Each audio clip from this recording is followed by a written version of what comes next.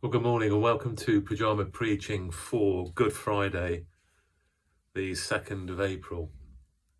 And we read from Mark's Gospel, chapter 15, verses 33 to 41. At noon, the sky darkened, and deep gloom covered the whole region until 3 in the afternoon, when Jesus cried out in a loud voice, my God, why have you abandoned me?" Some of the bystanders thought he was calling for Elijah. One of them put a sponge into wine vinegar and held it up for Jesus to drink. "Now let's see if Elijah comes to save him." With a great cry, Jesus let out his final breath. At that very moment, the curtain separating the most holy place in the temple from the outer courts was torn in two. The centurion on guard for the crucifixion saw Jesus die and said, "Who else could this man be but God's own son?" A group of women, some from Jerusalem, but many who had followed and supported Jesus in Galilee, stood forlornly at a distance, watching everything that happened.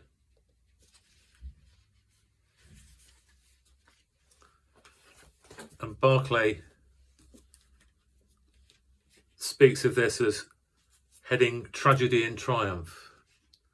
And he says, here comes the last scene of all, a scene so terrible that the sky was unnaturally darkened.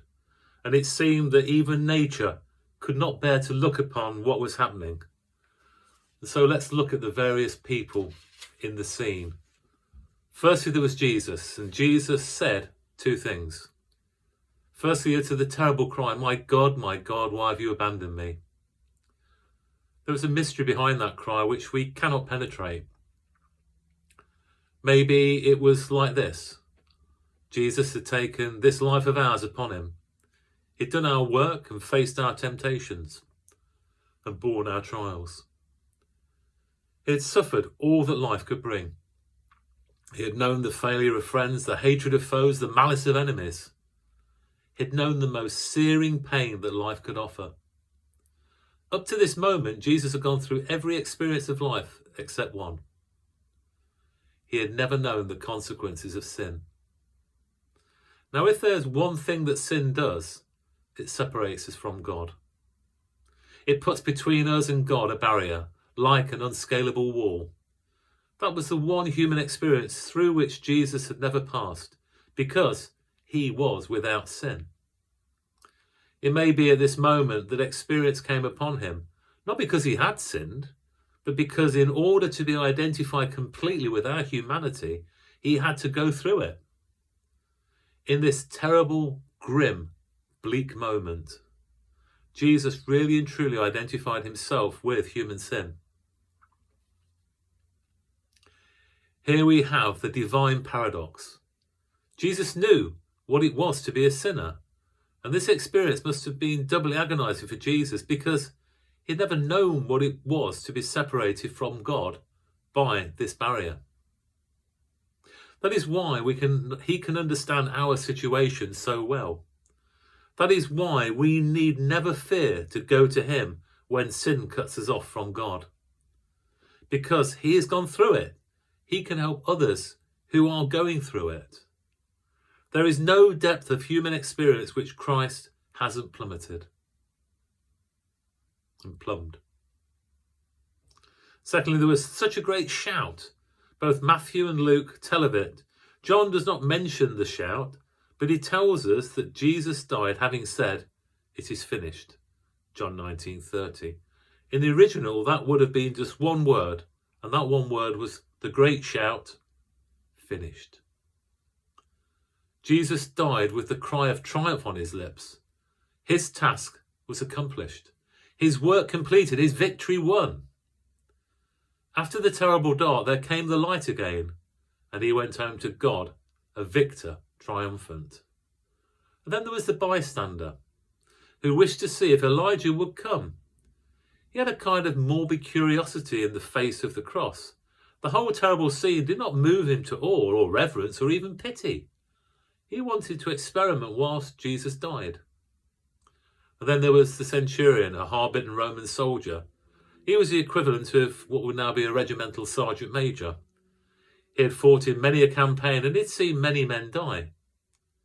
But he'd never seen men die like this, and he was sure that Jesus was the Son of God. If Jesus had lived on and taught and healed, he might have attracted many, but it is the cross which speaks straight to the hearts of men and women.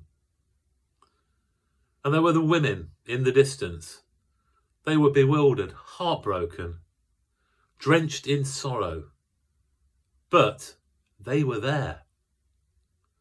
They loved so much that they could not leave him.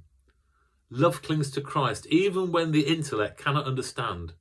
It is only love that can give us a hold on Christ. That is, even in the most bewildering experiences, cannot break. There is one other thing to note. The curtain of the temple was torn in two from top to bottom. This was a curtain which shut off the Holy of Holies, into which no one could go. Symbolically, that tells us two things. Firstly, the way to God is now wide open. Into the Holy of Holies, only the high priest could go. And he only once a year on the Day of Atonement. But now the curtain was torn and the way to God was wide open to everyone. And secondly, within the Holy of Holies dwelt the very essence of God. Now with the death of Jesus, the curtain which hid God was torn and he could be seen face to face. And so, no longer is God hidden.